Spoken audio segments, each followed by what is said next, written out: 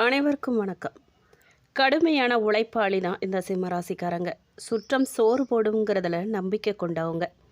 அதே நம்பிக்கையோட சில நாள் பழகினவங்க கிட்டேயும் இவங்க உண்மையாக பழகக்கூடியவங்க. அதிகம் துரோகத்தையும் ஏமாற்றத்தையும் சந்திக்கக்கூடியவங்க. வெளுத்ததெல்லாம் பாலுன்னு நம்பக்கூடியவங்க. அப்படிப்பட்ட சிம்மராசிக்காரர்களுக்கு இந்த ஏப்ரல் மாத ராசி பலன் எப்படி அமைஞ்சிருக்குன்னு சொல்லியும், அதிர்ஷ்டமாக இருக்க போகுதா, தொழில் ரீதியாக குடும்பம் ரீதியாக குழந்தைகளுக்கும் எப்படி அமைஞ்சிருக்கு அப்படின்னு சொல்லியும், இவர்கள் எந்த தெய்வத்தை வழிபடணும், என்ன பரிகாரம் செய்யணும் அப்படின்னும் இந்த வீடியோவில் விரிவாக தெரிஞ்சுக்க போகிறோம். வீடியோவை ஸ்கிப் பண்ணாமல் முழுசாக பாருங்கள். கண்டிப்பாக அந்த வீடியோ உங்களுக்கு பயனுள்ளதாக இருக்கும். நீங்கள் இப்போ தான் புதுசாக நம்ம சேனலை பார்க்குறீங்க அப்படின்னா இப்போவே சப்ஸ்கிரைப் பண்ணி கூடவே பெல்லைக்கானையும் கிளிக் பண்ணுங்கள். உங்களுடைய இஷ்ட தெய்வம் என்னன்னு சொல்லி இந்த கமெண்ட் பாக்ஸில் பதிவிடுங்க. வாங்க வீடியோக்குள்ளே போகலாம். நடப்பு 2026ஆம் ஆண்டின் ஏப்ரல் மாதம் குறிப்பிடத்தக்க கிரகநிலை மாற்றங்களை சந்திக்க இருக்கு. குறிப்பாக ஏப்ரல் 2ஆம் நாள் நிகழும் செவ்வாய் பயிற்சி, ஏப்ரல் 14ஆம் நாள் நிகழும் சூரியன் பயிற்சி போன்றவை குறிப்பிடத்தக்க திருப்பங்களை நம்ம வாழ்க்கையில் கொண்டு வரப்போகுது. வேத ஜோதிட கணிப்புகள் படி நடப்பு ஏப்ரல் மாதம் புத்துணர்ச்சி கொண்டு வரும் ஒரு மாதமாக அமைஞ்சிருக்கு. தனிநபரின் ஆற்றலை மேம்படுத்தும், அவர்களின் இலக்கை நோக்கி பயணிக்க உத்வேகம் அளிக்கும், உள்ளுணர்வுகளின் வலிமையை அதிகரிக்கும், நல்வாழ்வுக்கு உதவும் வழிகளை காண்பிச்சு தரும்னு நம்பப்படுது. இந்த மாதம் நிகழும் வானியல் மாற்றங்கள் சிம்மராசிக்காரர்களுக்கு எப்படிப்பட்ட பலன்களை தரப்போகுது அப்படின்னு கேட்டிங்கன்னா, சூரியனை அதிபதியாக கொண்ட சிம்மராசிக்காரர்களுக்கு கல்விக்காக அல்லது தொழில் வளர்ச்சிக்காக பயணங்கள் பல செய்யும் வாய்ப்பு காணப்படுது. குறிப்பாக உயர்கல்வி படிக்க வெளிநாடு செல்ல காத்திருக்கும் மாணவர்கள் அரசு உதவித்தொகையோடு வெளிநாடு சென்று உயர்கல்வி படிப்பாங்க. படித்து முடித்து பணிக்காக காத்திருக்கும் நபர்களுக்கும் வெளிநாடு சென்று பணியாற்றும் வாய்ப்பு கிடைக்க போகுது. தொழில் மற்றும் உத்தியோகத்தை பொறுத்த வரைக்கும் ஏப்ரல் மாதத்தின் முதல் பாதியில் அலுவலக சூழல் கொஞ்சம் குழப்பமாக தான் இருக்குங்க. 8ஆம் வீட்டில் சஞ்சரிக்கும் பாவகிரகங்களால் அஷ்டமத்து சனி மற்றும் செவ்வாய் உங்கள் கடின உழைப்புக்குரிய அங்கீகாரம் கிடைக்காம போகலாம். மேலதிகாரிகள் உங்கள் வேலையில் தேவையில்லாமல் கூறிட்டே இருப்பாங்க. மறைமுக எதிரிகள் உங்களை வீழ்த்த பார்ப்பாங்க. இந்த காலகட்டத்தில் வேலையை விடுவது போன்ற எந்த ஒரு அவசர முடிவையும் நீங்கள் எடுக்கக்கூடாது. கண்டிப்பாக அதை செய்யவே செய்யாதீங்க. ஆனால் ஏப்ரல் 19 அன்று உங்களின் ஜீவனஸ்தானாதிபதியான 10ஆம் அதிபதி சுக்கிரன் தன் சொந்த வீடான ரிஷபத்துக்கு போகிறாரு. உங்கள் தொழில் வாழ்க்கை ஒரு பிரம்மாண்டமான திருப்பு முனையை சந்திக்க போகுது. இது உங்கள் உத்தியோகத்தில் ஒரு மாளவிய யோகம் போன்ற நல்ல பலனை கொடுக்க போகுது. உங்கள் திறமைகள் பெரிதும் பாராட்டப்படும். பதவி உயர்வுக்காக காத்திருந்தவங்களுக்கு இது மிக சரியான நேரமாக அமைஞ்சிருக்கு. மேலும் ஏப்ரல் 14 முதல் உங்கள் ராசிநாதன் சூரியன் 9ஆம் வீட்டில் உச்சம் பெறுவதால் வெளிநாட்டு வேலைவாய்ப்புகள் அல்லது நீங்கள் விரும்பிய இடமாற்றம் எந்த ஒரு தடையும் இல்லாமல் உங்களை தேடி வரும். மேலும் வியாபாரம் மற்றும் சுயதொழில் எப்படி இருக்கும் அப்படின்னு கேட்டிங்கன்னா, வியாபாரிகள் மாதத்தின் முதல் பாதியில் மிகுந்த எச்சரிக்கையோடு செயல்படணும். கலஸ்திரஸ்தானமான 7ஆம் வீட்டில் ராகு இருக்கிறதும் 7ஆம் அதிபதி சனி அஷ்டமஸ்தானத்தில் 8ஆம் வீடு செவ்வாயோடு இணைஞ்சிருக்கிறதும் வியாபார கூட்டாளிகளுடன் கடுமையான கருத்து வேறுபாடுகளை அல்லது ஏமாற்றப்படுவதற்கான அபாயங்களை உருவாக்கும். ஆவணங்களை முழுமையாக படிக்காமல் எதுலேயுமே கையெழுத்து போடாதீங்க. ஏப்ரல் 19க்கு பிறகு 10ஆம் அதிபதி சுக்கிரனின் ஆட்சி பெயர்ச்சி உங்கள் வியாபாரத்தில் மிகப்பெரிய சுறுசுறுப்பை பாய்ச்சும். குறிப்பாக ஃபேஷன், மீடியா, அழகு சாதன பொருட்கள் அல்லது ஆட்டோமொபைல் துறைகளில் இருக்கிறவங்களுக்கு இந்த காலகட்டம் அமோகமான லாபத்தை தரப்போகுது. உங்கள் வாடிக்கையாளர்களின் எண்ணிக்கை பெருகும். உங்கள் நிறுவனத்தின் பிராண்ட் மதிப்பு கிடுகிடுவென உயரும். புதிய திட்டங்களையும் யுக்திகளையும் இந்த நேரத்தில் நீங்கள் தைரியமாக செயல்படுத்தலாம். மேலும் பொருளாதாரம் மற்றும் செல்வம் எப்படி இருக்குன்னு கேட்டிங்கன்னா, உங்களுக்கு எத்தனை அஷ்டமத்து சனி தோஷங்கள் இருந்தாலும் உங்களை எந்த ஒரு நிதி நெருக்கடியிலும் தள்ளாமல் காப்பாற்றும் ஒரே கிரகம் லாபஸ்தானமான 11ஆம் வீட்டில் மிதுனம் வலுவாக அமர்ந்துள்ள குரு பகவான் தான். ஏப்ரல் மாதம் முழுவதும் பணவரவு சீராக இருக்குங்க. உங்கள் பழைய முதலீடுகள் உங்களுக்கு நல்ல வருமானத்தை தரும். இருந்தாலும் உங்களுடைய தனஸ்தான அதிபதியான 2ஆம் அதிபதி புதன் ஏப்ரல் 11 அன்று 8ஆம் வீட்டில் நீசமடைகிறதால பண பரிவர்த்தனைகளின் போது தகவல் தொடர்பில் குழப்பங்கள் வரும். யாருக்காவது பணம் அனுப்புறதுக்கு முன்னாடி எல்லாத்தையுமே இருமுறை சரிபார்த்துக்கோங்க. ஏப்ரல் 14க்கு பிறகு ராசிநாதன் உச்சம் பெறுவதால் அரசாங்கத்திடமிருந்து வர வேண்டிய நிலுவைத் தொகைகளோ அல்லது டெண்டர் லாபங்களோ பாதுகாப்பாக உங்கள் கைக்கு வந்து சேர்ந்துடும். ஆரோக்கியத்தை பொறுத்த வரைக்கும் மாதத்தின் முதல் 2 வாரங்களில் உங்கள் ஆரோக்கியத்தில் நீங்கள் ரொம்பவே விழிப்போடு இருக்கணும். 8ஆம் வீட்டில் செவ்வாய் மற்றும் சனியின் சேர்க்கையானது விபத்துகள், அறுவை சிகிச்சைகள் அல்லது கடுமையான முதுகுவலி ஏற்படுறதுக்கு சாத்தியக்கூறுகளை காட்டுது. தேவையில்லாத பயணங்களை தவிர்க்கிறது ரொம்ப நல்லது. உங்கள் லக்னத்தில் அமர்ந்துள்ள கேது அதிகப்படியான மனக்கவலையும் குழப்பத்தையும் தூண்டுவார். இருந்தாலும் கூட ஏப்ரல் 14 அன்று உங்கள் ராசிநாதனான சூரியன் தனது முழு பலத்தையும் மீண்டும் பெறுவதால் உங்களின் நோய் எதிர்ப்பு சக்தி ஒரு அதிசயத்தை போல அதிகரிக்கும். முன்பு உங்களை தொந்தரவு செய்த நோயிலிருந்து மிக விரைவாக நீங்கள் குணமடைவீங்க. இறைவனின் கருணையும் பாதுகாப்பும் உங்களை முழுமையாக கவசம் போல காக்கும்.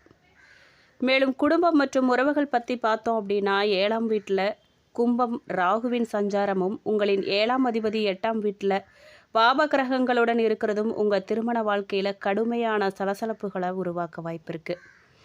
உங்கள் வாழ்க்கை துணை உங்களை புரிஞ்சு கொள்ளலைங்கிற உணர்வு உங்களை வாட்டி எடுக்கும்.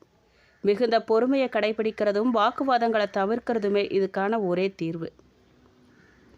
அதே போல் தந்தையை குறிக்கும் 9ஆம் அதிபதியான செவ்வாய் 8ஆம் வீட்டில் இருக்கிறதால மாதத்தின் முதல் பாதியில் உங்கள் தந்தையின் ஆரோக்கியம் அல்லது அவருடனான உங்கள் உறவு கொஞ்சம் மன அழுத்தத்தை தரலாம்.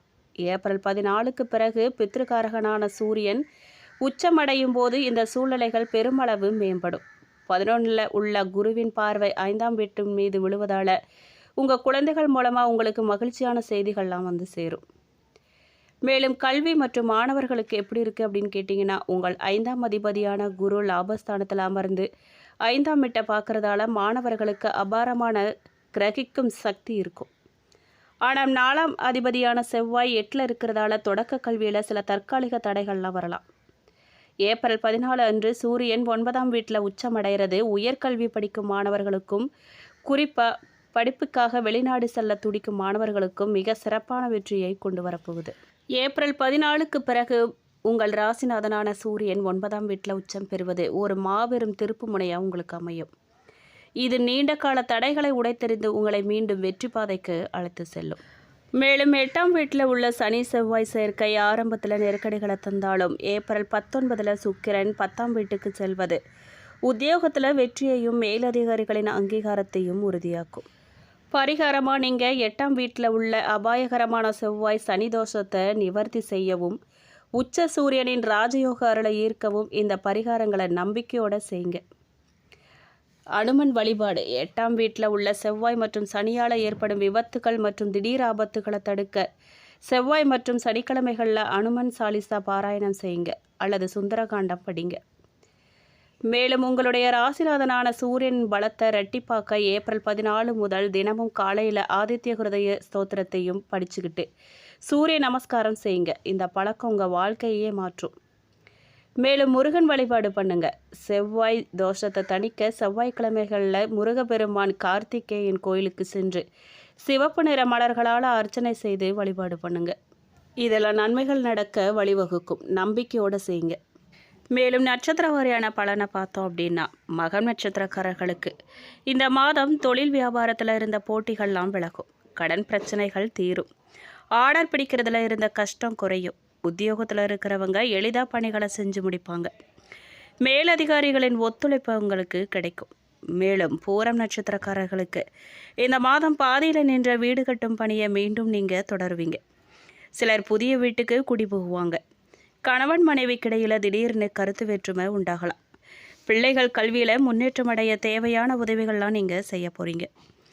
மேலும் உத்திரம் நட்சத்திரம் 1ஆம் பாதக்காரர்களுக்கு இந்த மாதம் மற்றவர்களிடம் கவனமாக பேசுகிறது கருத்து வேற்றுமை வராமல் தடுக்கும். வீண் அலைச்சல் குறையும். மாணவர்களுக்கு கல்வியில் முன்னேற்றம் அடைய தேவையான உதவிகள்லாம் கிடைக்கும். விளையாட்டு போட்டிகளில் பங்கேற்கும் போது கவனமாக இருங்க. மேலும் எதையும் தங்கும் இதயம் என்பதற்கேற்றார் போல எதை கண்டும் கலங்காமல் எதிர்த்து நிற்கும் இயல்புடைய சிம்மராசிக்காரர்களுக்கு வீண் மனக்கவலையெல்லாம் இந்த மாதம் அகலப்போகுது. எதிர்பாராத செலவுகள் ஏற்படுறதுக்கு வாய்ப்பு இருக்குது. முயற்சிகளில் தடை ஏற்படாது இருக்கிறதுக்கு திட்டமிடல் ரொம்ப அவசியம். இடம் விட்டு வெளியில் தங்க நேரிடலாம். எதுலேயுமே திருப்தி இல்லாத நிலை தான் உங்களுக்கு காணப்படும். குடும்பத்தில் கலகலப்பு குறையுங்க. எதுலேயுமே வெறுப்பும் திடீர் கோபமும் வரலாம். கணவன் மனைவிக்கிடையே கருத்து வேற்றுமை ஏற்பட்டு நீங்கும். பிள்ளைகள் சொல்கிறத கேட்டு நிதானமாக நீங்கள் பேசுகிறது நல்லது. பேச்சின் இனிமை சாதுரியம் இதால் தான் எடுத்த காரியங்களில் சாதகமாக முடிக்க முடியும். அடுத்தவங்க பிரச்சனைகளை தலையிடுறத நீங்கள் தவிர்க்கிறது ரொம்பவே நல்லது. தொழில் வியாபாரத்தில் ஈடுபட்டிருக்கிறவங்க போட்டியை சந்திக்க வேண்டியதாக இருக்கும். வாடிக்கையாளர்களிடம் கடுமையான பேச்சை நீங்கள் தவிர்க்கிறது நல்லது. லாபம் எதிர்பார்த்ததை விட குறையலாம். பழைய பாக்கியெல்லாம் வசூலாகும். எதிர்பார்த்த நிதி உதவி கிடைக்கும். அரசாங்கம் மூலமாக நடக்க வேண்டிய காரியங்களில் சாதகமான நிலை காணப்படும். உத்தியோகத்தில் இருக்கிறவங்க கவனமாக பணிகளை மேற்கொள்வது நல்லது. எந்த இக்கட்டான சூழ்நிலையையும் மன உறுதியோடு நீங்கள் சமாளித்து வெற்றி பெறுவீங்க. எதிர்ப்புகள்லாம் நீங்கும். நீண்ட நாட்களாக இருந்த பிரச்சனைகள் குறையும். எந்த ஒரு காரியமும் சாதகமாக முடியும். விருப்பமானவர்களோட சந்திப்பு ஏற்படும். பெண்களுக்கு எந்த முயற்சியிலையுமே சாதகமான பலன் கிடைக்கிறதுல தாமதமாகும். மனக்கவலை தான் மிஞ்சும். கலைத்துறையினருக்கு வாக்குவாதத்தை தவிர்க்கிறது நல்லது. ராசிக்கு 9ஆம் இடமான பாக்கியஸ்தானத்தில் சஞ்சாரம் செய்யும் சுக்கிரன் குருவுக்கு கேந்திரம் பெறுவதால் மிக நன்மையான காலகட்டத்தில் நீங்கள் இருக்கீங்க. சக கலைஞர்களிடம் அனுசரித்து போங்க, நல்லது. அரசியலில் உள்ளவங்களுக்கு வீண் பேச்சை குறைக்கிறது நல்லது. எடுத்த காரியங்களை செய்து முடிக்கிறதுல தாமதம் உண்டாகுங்க. மாணவர்களுக்கு கல்வியை பற்றிய கவலை உண்டாகும். தடையை தாண்டி முன்னேற முயற்சி செய்வீங்க. பரிகாரமாக நீங்கள் பக்கத்தில் இருக்கும் சிவன் கோயிலுக்கு போய் வணங்கி அர்ச்சனை செய்ய எதிர்பார்த்த காரிய வெற்றி உண்டாகும். மனோபலம் கூடும். உங்களுக்கு அதிர்ஷ்டமான கிழமைகள் ஞாயிறு, வியாழன். மேலும் இந்த வீடியோ உங்களுக்கு பிடிச்சிருக்கணும், பயனுள்ளதாக இருந்திருக்கணும்னு நம்புகிறோம். வீடியோ பற்றின கருத்துக்களை கமெண்ட் பாக்ஸில் பதிவிடுங்க. நீங்கள் இப்போ தான் புதுசாக நம்ம சேனலை பார்க்குறீங்க அப்படின்னா இப்போவே சப்ஸ்கிரைப் பண்ணி கூடவே பெல் ஐக்கானையும் கிளிக் பண்ணுங்கள். நன்றி.